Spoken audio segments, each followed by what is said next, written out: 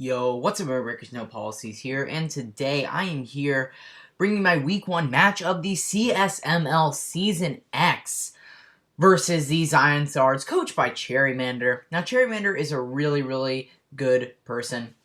They've been in CSL for a while. I went over this in my team builder. If you haven't gone and watched that, go watch that because I reveal all the sets that I brought this match. And basically, I'm going to be bringing some kind of like rocks trick room. It's not really a coherent team, but there's just a lot of different roles going on, kind of different things.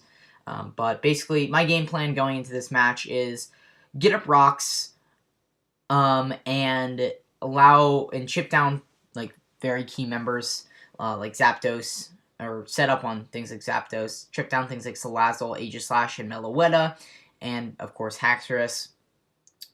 And basically kind of just try to win from there. I was kind of scared going into this match. I've never won against Cherry because I just have always been either behind the prep game or just something like that. But it's week 1, so even if we take the L, it won't be the biggest deal in the world. But I would sure like to win. So, seeing the team, I immediately felt very frightened because in team building, I didn't really prep for Haxorus that much. I know that sounds really dumb because Haxorus is such a threatening mon, but I always thought it was like, Crocodile would be really good. It's like, I don't know, Scarf Crook or Rocks Crook would be really nice. I thought Rocks would be really nice, so I thought maybe like some kind of Rocks 3 attacks Crocodile would be kind of good against my team. Or Trevenant. Trevenant was also a really kind of annoying Pokemon to deal with, so I kind of was scared there. But they bring Rabombi. I was very confident that they would bring Rabombi, Zapdos, Salazzle, and Aegislash, but the other two were kind of up in the air. I thought maybe Trevenant and Crocodile would be nice, but unfortunately I prepped for the other two Mons, Trevenant and Crocodile, and not Meloetta and Haxorus. Haxorus is a big problem because I was like, dang, I really don't have a good thing for this thing. And we'll see how it goes, but I'll tell you that I misrealized something. So, basically going into this match, I immediately was always like, okay, I lead Necrozma, want to get up my rocks. I didn't really think about their lead. I kind of just led Necrozma and didn't really think about it. And they kind of took a while, so I was kind of like, okay, they might lead like Zapdos or something. That'd be best case scenario. I get up my rocks, they probably Volt Switch or like stay into Defog, and I can kind of like Morning Sun, get some damage off, kind of do some shenanigans. But I probably should have realized that they're going to lead Rabombi, which Sticky Webs are going to be pretty important. So I'm going to stay and get up my rocks, but they're going to go for the Bug Buzz, and I'm going to pause it right here because that damage tells me immediately that this thing is Specs. I am a Spadef Necrozma, very Spadef, and I can live 2 Bug Buzzes from I think a Life Orb, Rabombi. I was thinking this thing was either Sash or Z move, because of how it led, but it ended up being Specs, which I was like completely caught off guard. And I was like, okay, well they're Specs, so they can't switch up moves. I'm gonna get my rocks. As, that's kind of my entire point of leading Necrozma. I could have Morning Sun here, but, Bug Buzz is pretty likely. And they're going to go to Zapdos, most likely defog away the rocks. So I'm going to go right into my Conkeldurr to take the Bug Buzz, or go into the potential Zapdos switch. As they're going to try to defog away, or they defog away the rocks, as I go back into Necrozma to try to set them up. I was very adamant on keeping the rocks up. I probably could have just stayed in, like, got a free Ice Punch off, but Zapdos, I kind of wanted it around so I can set up with things like Thundurus. They're going to defog, and I'm just going to be like, okay, well, they defogged them away, so I'm going to get my rocks again. I honestly, in this scenario, should have Morning Sun, seeing maybe Rabombi, like anything to come out, because now my Necrozma is very low, and something like a Haxorus, or as it comes in, Rabombi can come in and Revenge Kill me. So that's going to be really unfortunate because I'm just going to get my rocks, and I didn't even get any damage on this thing. I am a Rocky Helmet Necrozma, so I will try to get some chip damage off on this Haxorus by keeping it in. But I kind of have to play around this now because my really defensive wall in beating this is gone. Because my Cofagrigus, I could have switched it in. I probably should have at this point because of how many things Cofagrigus because I should have known if Meloetta came, I probably would have a very hard time sweeping with Cofagrigus unless I weakened it. So I probably should have switched into Cofagrigus there. But I kind of expected the Devastating Drake, and that's what I'm going to do exactly. So I'm going to go right out into my Thundurus, hoping that they'll go for Devastating Drake so I can go out into my Bulu and get rid of their Z-move. So they do go for the Devastating Drake, so I do make the right prediction there. It wasn't the hardest prediction to make, but it was kind of a risky one because if they like set up a D-Dance or something, knowing that I couldn't kill them, that could have been pretty upset. But I also give them grassy terrain, so that can be kind of unfortunate. And at this point, I really don't have a Poison Jab switch in either. But so I was hoping, I mean, I don't have a Poison Jab switch in, so I should have thought they're definitely going to go for Poison Jab here. But I was kind of afraid they would go for like Dragon Claw, predicting like my, I don't know, something. I really couldn't do much here. Like, I really should have saved my Tapu Bulu, but it's ended up going down to Poison Jab here. It didn't really do that much. Like, it was everything but Meloetta resisted it. So I went for Sub there, just in case they either switched or went for Dragon Claw. But I'm going to go into my Conkeldurr here, and I'm going to make a very, very big misplay. I expected the Aegislash to come in here, and I honestly should have just gone for Drain Punch anyway, because it wouldn't have done much. They're going to go for Outrage, and I'm going to go for the EQ.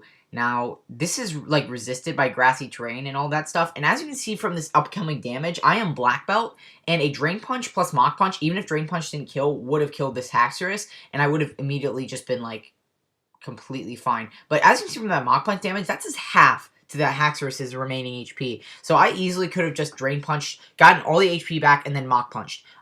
They probably would have gone in their Aegislash there, and I may have made a prediction. But I think Conkeldurr, it's just a very, it's not a tough mod to use. You just really, it doesn't get any recovery other than like Drain Punch, and it's powerful, but it's like not that bulky. Like it's not fast enough, so it can't really do that. I might have should have saved it. But yeah, I really made a misplay there, and I lost my Conkeldurr for really no reason. But it would have done a lot of work, but it also could have been taken out a lot of ways. So I really don't have that many ways to beat this thing, but I see the confusion, get the 2-turn, and I'm like, okay, I can go into Thundurus here, and I can still pull out a very, very nice victory. So I'm going to go into Thundurus here, kind of playing off my only way to win. I could have probably lowered differential instead, but I'm going to go into my Thundurus. Now, I was kind of in a predicament here. I go for a dual dancing set with Thunderbolt and HPI. So that hits the rest of the team. So basically, I go for Thunderbolt. Basically, I go for either Agility or Nasty Plot here. And if they go something like Robombi, then they can get a lot of damage off. But I should have, I'm really looking back on it, and it's kind of like, oh man, that's kind of a misplay. But it's week 1, so I'm not that upset. It's kind of a learning experience. But basically, I go for Agility here because I kind of wanted to outspeed everything. I was kind of expecting them to stay in and go for Outrage. But they also probably didn't want to sack their Haxorus. So I'm going to go for Agility here, and I really should have gone for Nasty Plot because I don't know the calc. But I am Wise Glasses, so with Nasty Plot and Wise Glasses, a Thunderbolt would have done tremendous amounts of damage to this Meloetta. And to the point where Cofagrigus, even, I could have swept with Cofagrigus. And that's the thing that I'm really upset about, because Rocks, unless that Zapdos, that just, I don't think has a point in this match where it can defog, at least not safely. So I should have gone for the Nasty Plot there. That would have been a very good play on my part. I think it might have been able to win me the game from that point on. But it's going to be a long up-road battle, so I can't take out this Meloetta. It gets a bunch of leftovers and grassy terrain recovery. And I'm going to end up getting a Nasty Plot off, and it's going to do a lot of damage with Psychic. It's going to do about 66%, putting me in range of a Shadow Sneak from Aegislash. So, from that range, I can do a lot to it, and that was kind of my goal, but I really wish I just Nasty Plotted and then Thunderbolted. That would have been a lot better. So they're going to sack the Zapdos. They kind of realized that it didn't really have much purpose now except removing rocks, which at this point in the match weren't really that annoying because they can easily do less to the team because they're kind of in a better position since my whole team is weakened. But now they can just freely go into Aegislash and go for the Shadow Sneak. as I can go into my Ludicolo and take about 34% from it, 38%. I don't know how much it's going to do. But it's going to go to Shadow Sneak, and it's going to do about a good 31%. I think I'd go for the Scald here. I mean, I didn't really think I misplayed here by going for Scald. If I had burned the incoming Haxorus, I think that would have been amazing because I may have been able to do more. But I really didn't have a switch into Shadow Sneak. I go for Cofagrigus, and I just lose there. So I don't really think I made a misplay going for Scald. I probably should have gone for Pump because I think that would have killed. Yeah, I think that would have killed the Haxorus from the range it was at, but they're going to switch into Haxorus most likely, either sack it off, and then to end up going to like Salazzle or something afterwards. But I'm going to go for Scald, don't get the burn, and it lives. So unfortunately, we will not be able to take out the Haxorus, and they can just go for Poison Jab and take us out. So that's going to be unfortunate because I can now go into Cofagrigus. I should have gone into my Thundurus here. That would have been a much... I think that would have been the better play. They could have gone into their Aegislash there again, but I think that it would still be the play. But I'm going to go into my Cofagrigus. They're going to go for Outrage as I go for the Trick Room, potentially trying to get some like endgame sweep here. But unfortunately, it is for naught, and yeah, we're going to take out the Haxorus though, which I went for Energy Ball, hoping Meloetta would come in. I mean, it doesn't really matter at this point. Energy Ball. 2 Energy Balls into Thunderbolt won't kill, and I can't sweep with Thundurus anyway, so it doesn't really matter. But it's all good in the hood. So we're gonna take this one for. I'm probably gonna just speed this up. They're gonna go for Psychic, take me out, and I'm just gonna go right into my Thundurus and just die right there.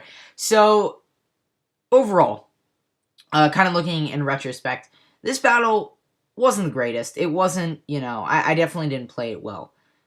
I think Haxorus, I just was very under prep for, and I think immediately out the gate, I was kind of at a disadvantage because of my lack of prep.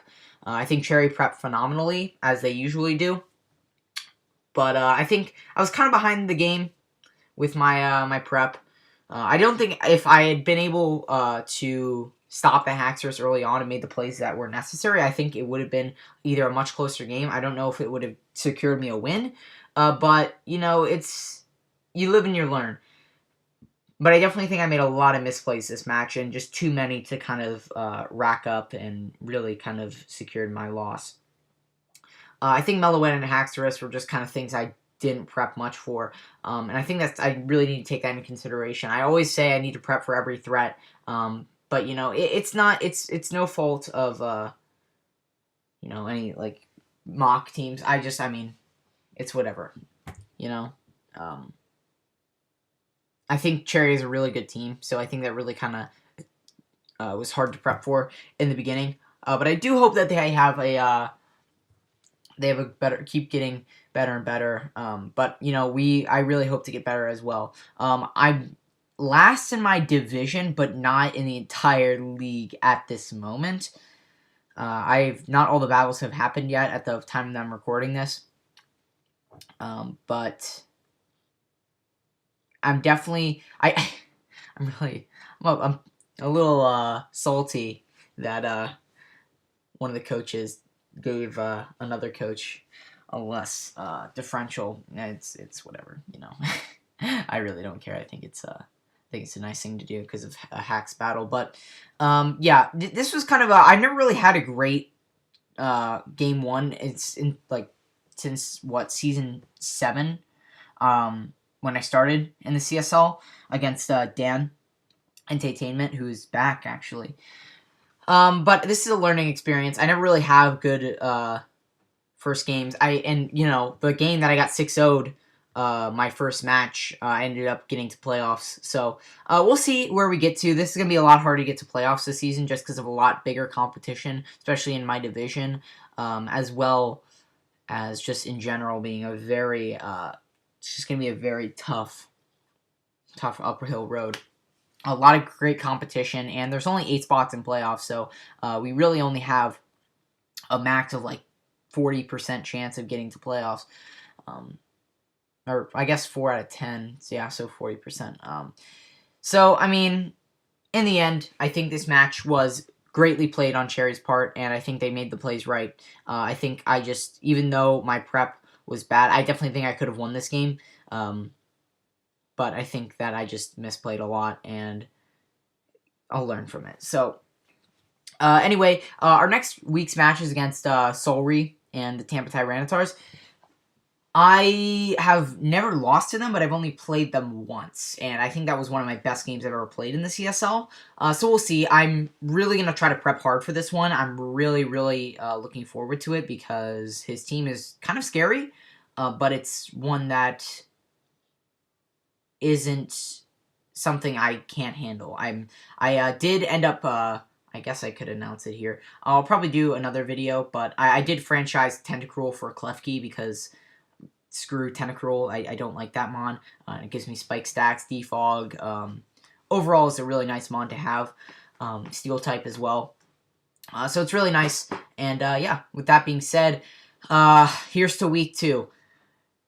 Hopefully we can win this one. Probably not 4-0, but maybe get our differential up a little bit. Maybe 2-0 or 3-0. I mean, if we even win. So, that being said, guys, hopefully you guys enjoyed the video. If you did, please like, subscribe, and comment. And I'll see all of you guys in the next video. See ya.